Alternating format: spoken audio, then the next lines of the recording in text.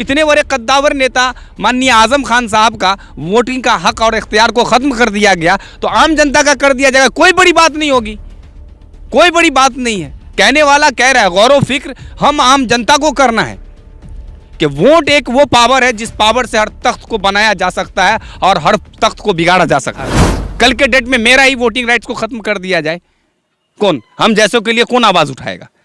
इतने महान नेता के लिए, इतने बड़े कद्दावर नेता, इतनी बड़ी शख्सियत के लिए अभी तक किसी ने कोई आवाज नहीं उठाया। क्या वो आतंकवादी हैं? क्या वो किसी के हत्यारे हैं?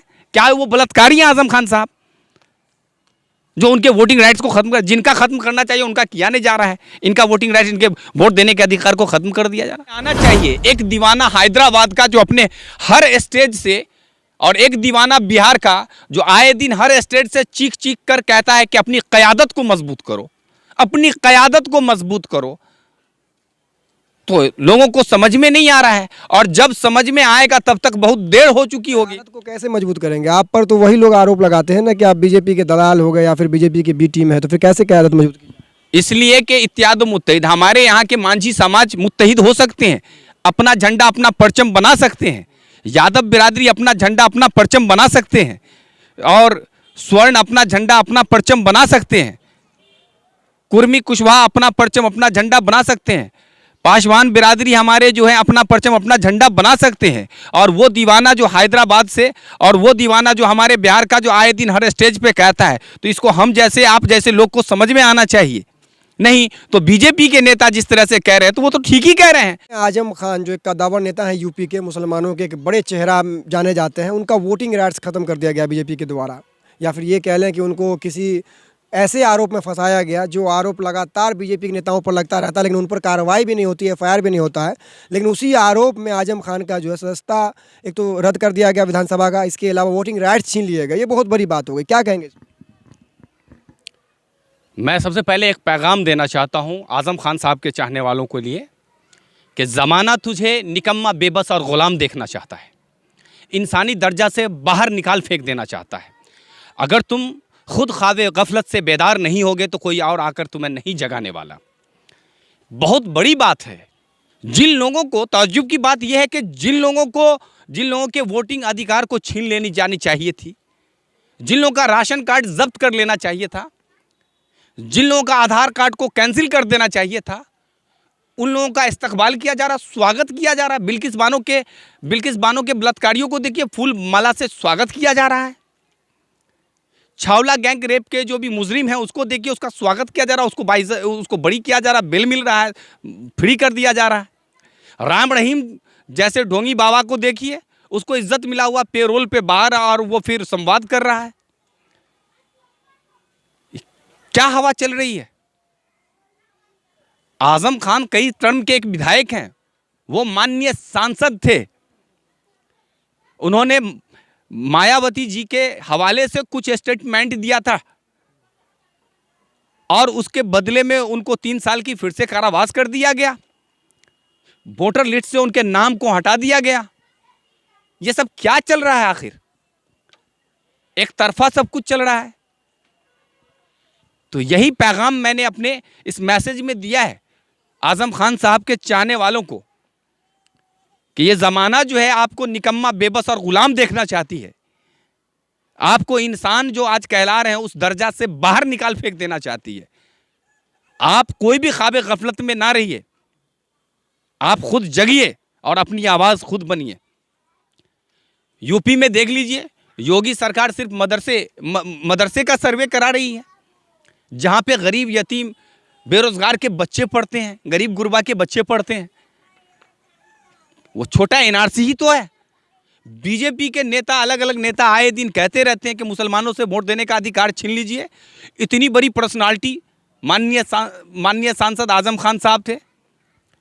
आज इतने बड़े नेता, इतने बड़े जनप्रतिनिधि का वोट का अधिकार छीन लिया गया, तो आम मुसलमानों को क्या समझ लेना चाहिए कि उसके वोटिंग अधिकार छीनने की शुरुआत हो चुकी है। तो आम लोग क्या समझेंगे इससे?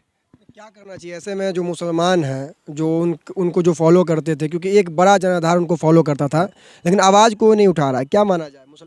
तो ये उनके चाहने वाले को समझ में आना चाहिए। एक दीवाना हैदराबाद का जो अपने हर स्टेज से, और एक दीवाना बिहार का जो आए दिन हर स्टेज से चीख चीख कर कहता है कि अपनी क़यादत को मजबूत करो, अपनी क़यादत को मजबूत करो, तो लोगों को समझ में नहीं आ रहा है। और जब समझ में आएगा तब तक बहुत देर हो चुकी होगी। क़यादत को कैसे मजबूत करेंगे? आप पर तो वही लोग आरोप लगाते हैं ना कि आप बीजेपी के दलाल हो गए या फिर बीजेपी की बी टीम है, तो फिर कैसे क़यादत मजबूत की?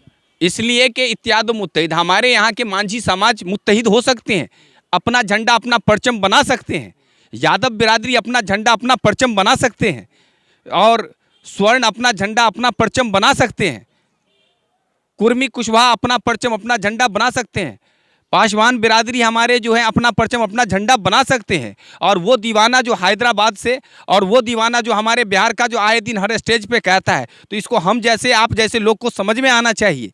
नहीं तो बीजेपी के नेता जिस तरह से कह रहे हैं तो वो तो ठीक ही कह रहे हैं। इतने बड़े कद्दावर नेता माननीय आजम खान साहब का वोटिंग का हक और इख्तियार को ख़त्म कर दिया गया, तो आम जनता का कर दिया जाएगा, कोई बड़ी बात नहीं होगी, कोई बड़ी बात नहीं है। कहने वाला कह रहा है गौरव फिक्र हम आम जनता को करना है कि वोट एक वो पावर है जिस पावर से हर तख्त को बनाया जा सकता है और हर तख्त को बिगाड़ा जा सकता है। आप कैसे करेंगे? आप पर तो आरोप ही लग जाता है ना, अभी गोपालगंज आपने हरा दिया, फिर आप जो अभी कुर्नी आ गए हराने के लिए। हम पर आरोप लगता है, जनता पर तो आरोप नहीं लगता है ना।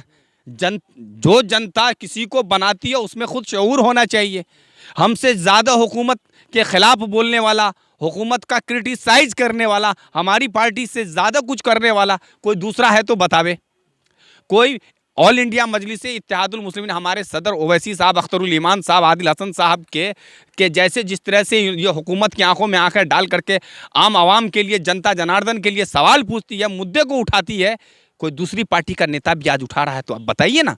तो आवाम को खुद डिसीजन करना है कि उसको क्या करना चाहिए। किस आवाम की आप बात कर रहे हैं? एक आवाम जो आपके तबके की है वो तो आरजेडी को पसंद करती है, यूपी के लोग हैं सपा को पसंद करते हैं, पश्चिम बंगाल के ऊपर ममता बनर्जी को पसंद करते हैं, आपको कौन पसंद करता है?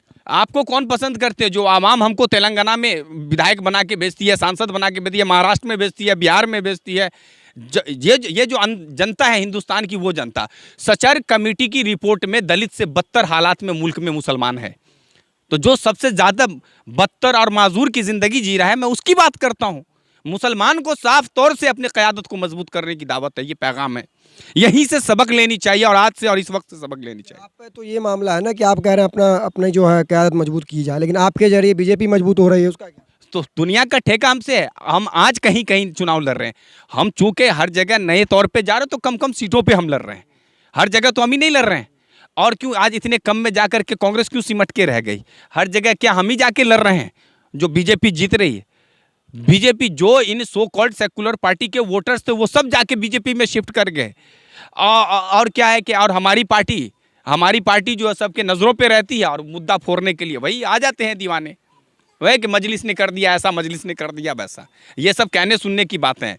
आवाम सबको चुनती है, आवाम सबको बनाती है। मैं आवाम के लिए ही अपनी बात को रख रहा हूँ। आज ख़ास करके जो मिश्रा कमीशन की रिपोर्ट है, और क्या कहते हैं सचर कमेटी की रिपोर्ट जैसा बताती है कि बदतरीन हालत में मुल्क में सबसे ज़्यादा मुसलमान है, तो सबसे ज़्यादा मुसलमान को बेदार होने की ज़रूरत है। सबसे ज़्यादा मुसलमानों को बेदार होने की ज़रूरत है। वो मुसलमान सिर्फ आपको वोट करे और किसी को नहीं करे? वो नहीं, मुसलमान हमको भी वोट सिर्फ क्यों करे, हमको क्यों ना करे। सिर्फ और सिर्फ हमको ही नहीं, हम सबसे अपना वोट तलब करते हैं। जब कोई चुनाव होता है तो हम सबके देहरी दरवाजे पे जाते हैं, सब लोगों के पास मिलते हैं, हम सबका काम करते हैं।